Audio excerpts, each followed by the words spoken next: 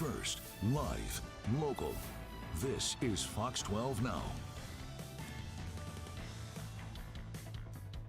And hello, everyone. Welcome to Fox 12 Now. I'm Greg Nibbler. Again, appreciate all of you joining us. Wherever you're watching, thank you for being here. We're on YouTube, we're on Facebook, we're on our apps, we're on our website. So lots of places to find us. I always like to remind everybody of that. And we are live here every weekday.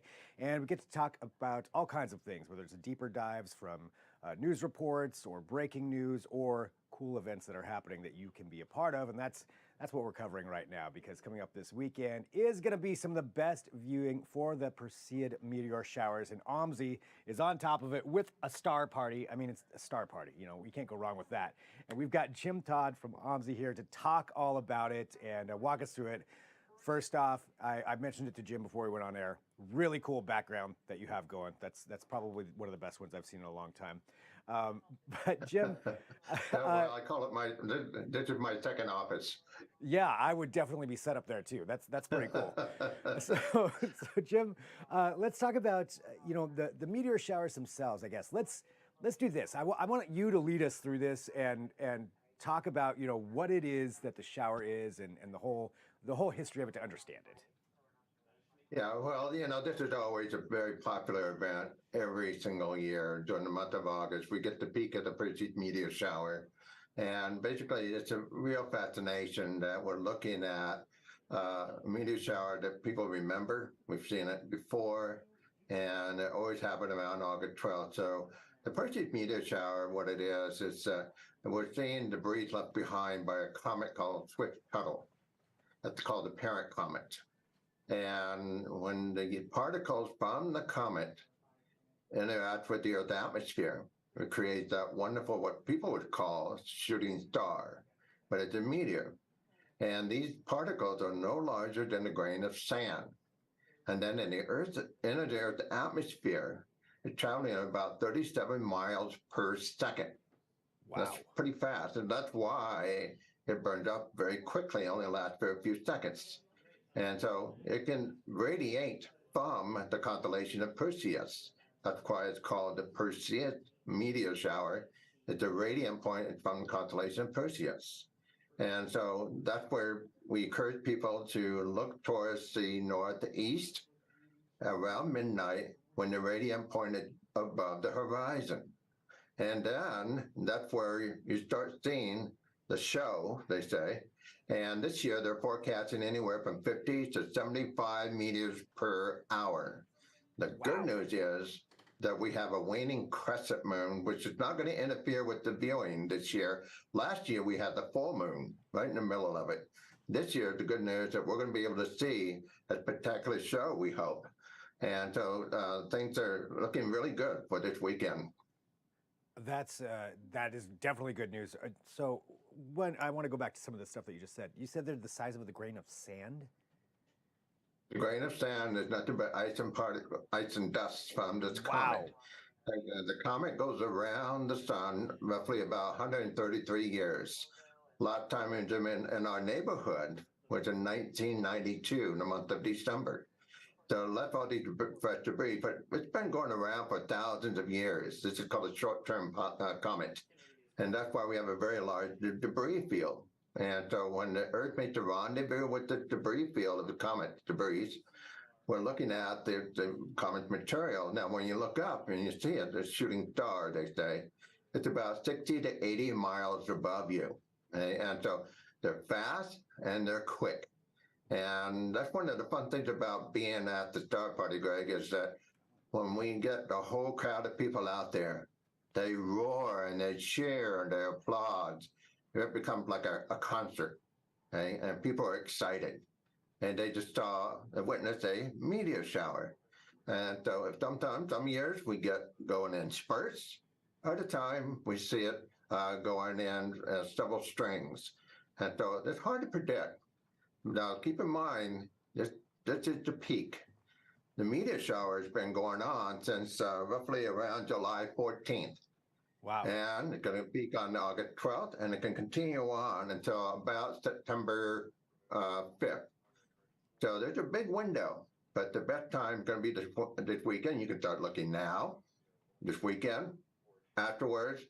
So people need to understand too that the Star Party, you don't have to be at the Star Party to see the Perseid Meteor Shower. You can see it from just about anywhere. Where you have good dark skies, look towards the northeast, you're sitting in the hot tub in your bathtub, in the backyard, and so on. You can have a great view of the Perseid Meteor Shower. Now, how far out of town or out of, like, say, Portland would you say that you need to get to avoid any light pollution, or would you even be able to see it in Portland? Yeah, well, you could see it in Portland, but you only see the bright ones. So you're getting anywhere from 1 to 2 or 3 an hour. But if you get away from the city, like you head towards the west, like North Plains or to the Coach Range, okay, or you go to the east, past Troutdale. But the challenge there, you have the gorge, okay? But you can get a good view of the northeast horizon. That's the key. They can happen anywhere, overhead, behind you, on the side. So take a lawn chair. You don't need a fancy camera or telescope. Just look up and watch and make them noise so you can let everybody else around you know what they're paying attention and watching for the meteor shower. If you head north, we go to like Fritz Reservoir around St. Helens, or go south to like some place in between Salem and Portland. So locally you can do that, but the best place really, in my opinion, is Central Oregon, where the skies are transparent, they're clear, if you can get away from the smoke, okay? Right. But that's where really the best view. So Central Oregon being the best, but something if you want to go a little bit closer, if you're over here anyway, what you have going on sounds like a pretty good option. I mean, I love the fact that you're yelling and screaming at it when you see one, but can you tell us what the Star Party is? Well, Star Party, what we have, we have a wonderful partnership with OMSI and the Rose City Astronomers and the Oregon State Parks. We've been doing this for well over 20 years. And so we have this event, the viewing at Rooster Rock, and we're setting out on the picnic area. Everybody's in their blankets and lawn chairs. We generally get several hundred people showing up for the event. And then I'm going to be there kind of be an interpreter, explaining what's happening. And then we have these wonderful volunteers from the Rose City Astronomers Club that bring out their telescope. So while we're watching for the meteor shower, you can line up to the telescope to look at other things, like the globular clusters, to perhaps planet Saturn. Some of the interesting things that are happening in the sky, they can ask them questions about the sky. And then we're out there just hanging out, and hopefully that we'll get a few bright ones here and there while we're observing from Rooster Rock. It's an ideal spot because it's just past Troutdale. It's dark enough that you can see the Milky Way. So that's the indicator right there. So we've always been doing it out at Rooster Rock for many, many years, and it's always a great event. That's really cool. The fact that you're going to have the partnership as well, with the telescope there to see some of those other things that you obviously can't see without that, and then getting to enjoy the meteor shower and having a good time with a whole bunch of people out there doing that. Exactly. And then many people think, oh, do you need a telescope to look at the meteor shower? No, absolutely not. The best viewing is your human eye. Just look up, being comfortable, and having a great time. And how many did you say that they're estimating per hour? We usually have about a few hundreds. We have gotten up into 1,000. Wow. People have been out there because people love the sky. We're so fortunate in the state of Oregon to have some of the best skies in the nation, and we're well known for that. And so, but it's amazing to see the number of interests that are out there to watch a meteor shower. Why is that Oregon has some of the best skies in the country? Well, for one thing, it's our location and the population of the cities that are in the valley. So when you go out to Central Oregon, we have more open spaces. But because we're next to the Pacific Ocean, we get more transparency of the sky and it's much more clearer. And so if you look at what's called the night sky map, Oregon and Texas are the two darkest regions in the nation. And so Central Oregon is well known for that. And so that's why, if you look at the Rose City Astronomers Club, we have a membership of well over 800 families. Wow. Because they know that we have some gorgeous sky in the summertime. Of course, it's a different news in the wintertime. It makes it more challenging, but and we make up for it for the beauty of the summer night sky with the elevation, transparency. We're close to the Pacific Ocean, allow us to see the wonderful dark skies. And then from Central Oregon, actually see what's called the Great Rift, which is the brightest portion of the Milky Way.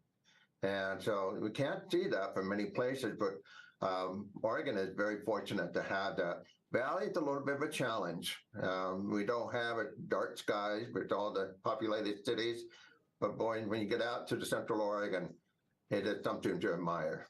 Wow, that's now you're making me really want to get out there and go camping and do that.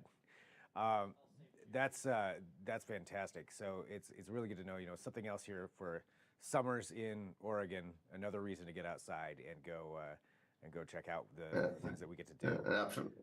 And it's a great environment. Once you're at the Rooster Rock State Park, a great environment. But we're all there. We're excited. It's a nice atmosphere to be in. We have all these wonderful volunteers to answer questions. And we try to really make it enjoyable for everybody. So it's something that they'll remember and something that they can talk about. For everybody who now wants to go to this, who maybe wasn't before, and is ready to go, when is it that they would show up for this, and how does the event itself work? And a good question.